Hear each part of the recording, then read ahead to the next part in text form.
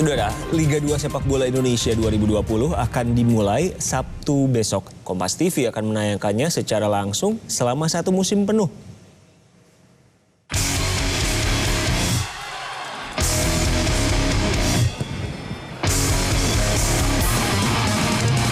Liga 2 musim ini dibagi menjadi 2 grup Barat dan Grup Timur.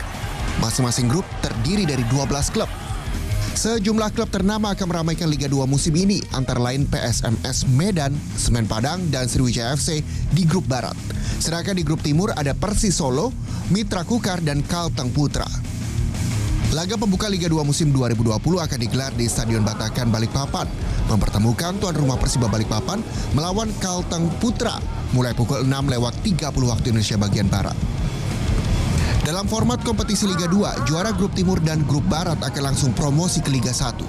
Liga 2 akan digelar mulai 14 Maret hingga 3 Oktober 2020 dan Kompas TV akan menayangkannya secara langsung selama 1 musim. Tim Liputan, Kompas TV.